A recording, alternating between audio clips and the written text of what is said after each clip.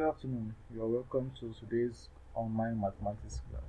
This day we'll be discussing differentiation.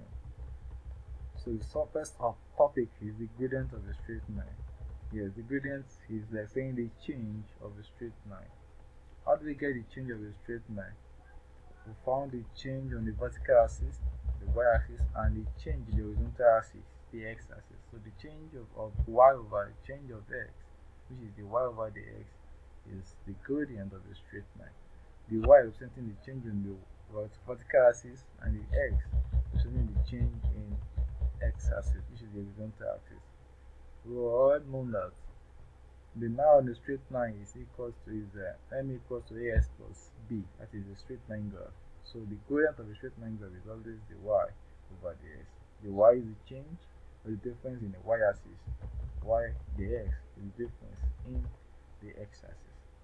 So let's look at this example. If P is the 0.23 in bracket 23 and Q is the 0.64. Yes, please take note that. Yes, take note that the first number in the bracket is x1, while the second number in the bracket is y1, and the point Q, which is the second point on the straight line graph, the first number is, which is 6, is the x2, and the second number is y2. So the y will be changing y, which is 4 minus 3, which is y2 minus y1. And the x is changing x, which is 6 minus 2, which is also x2 minus x1. So the y over the x of that will be 1 over 4, which is 0.25. That is quite easy.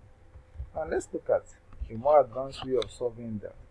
That takes us to another subheading. We call it algebraic determination of the gradient of a curve. Yes, this is a more advanced way of solving that in order to get an accurate method of finding the gradient of a straight line. So what we do here is we represent delta x. You can see that delta x and delta y to denote our differences in x and differences in y value. In some other work, in some textbooks, they use change in x and change in y, but here we'll be using delta x and delta y. And the y, the x are called the differentials. Now let's look at an example to see how we will differentiate and get our answer. Now look at when y is equal to x2, y is equal to x power 2. We have to find the y, the x. How do we solve that? Y equals to s2 or s squared. So we introduce our change in y and change in x. That is y plus change in y, or y plus delta y, equals to x plus delta x. Remember, the x is squared. That will be x plus delta x, and you now square the bracket.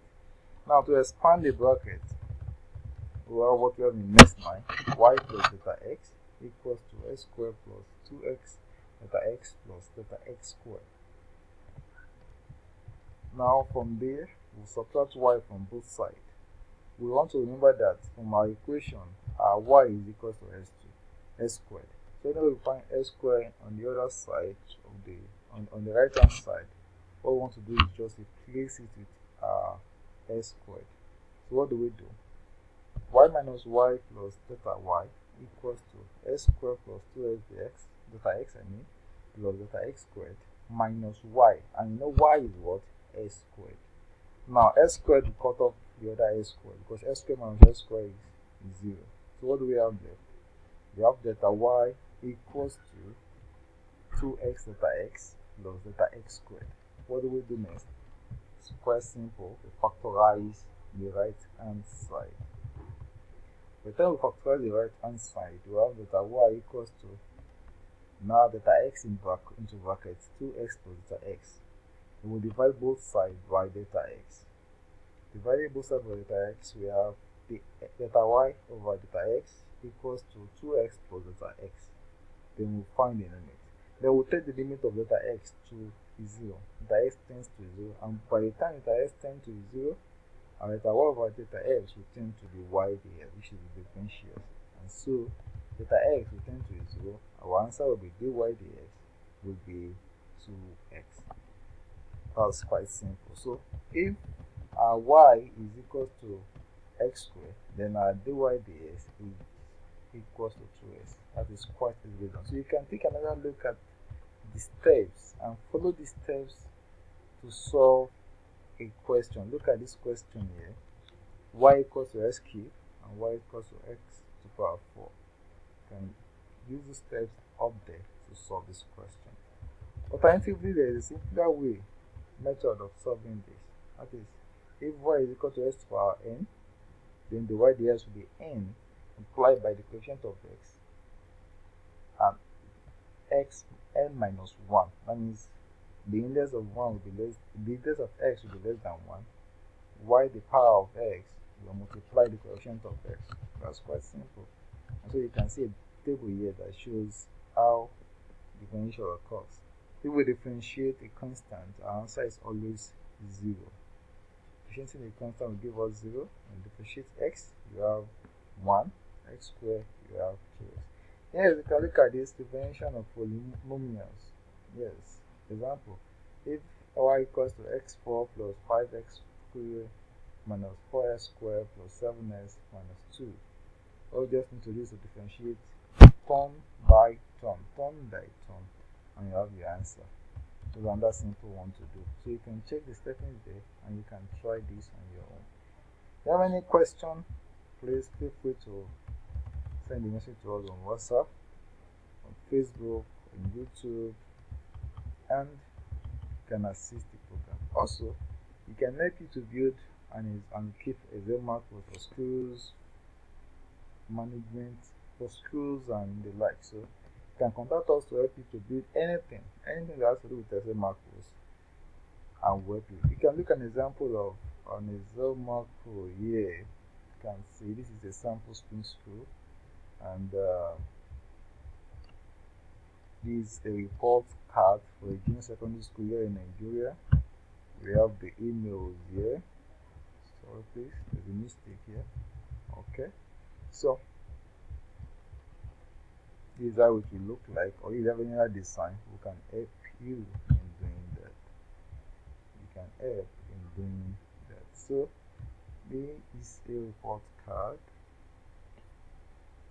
All we just need to do is go to the subject and fill in something there. I assume the first student he had in the first result, which is 100. Let's assume it has 78. Second, he has 67. And in his first CA test, third time, he had over 10. Let's say he had 8. Second, let's say 9. And third, might be a beginner student. Let's assume he has 18. Then examination, let's assume over 60 is called 57, and that is quite impressive, 92. Now let's look at the second student. First term 67, second 56, fourth 56, second 8, okay, this 15. And its exam scored 54. Yes, you can see how each has done it. By the time you fill it, you have the lowest score. So, but presently we have the highest score, and so our time just go straight to it. Now, having this, if you check the result again, find that it will have filled something here for the student in mathematics. Can you see that? Mathematics 468, this, and infinite. That is quite good. And the teacher too. The teacher can also pick our own. Use your own. As in the student, the first name is Austin. As in is Austin, and his last name, as in is Mark. Yes, admission number, assuming it is 34, and the class is GSS. Okay, and the year is 2018. Sex, male.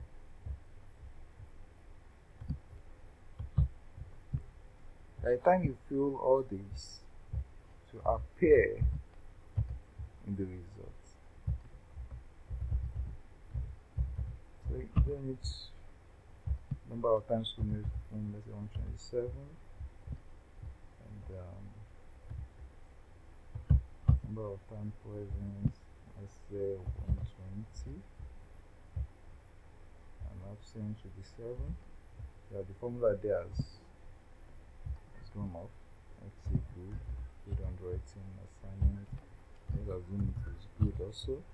And teachers remark, let's say it is very good.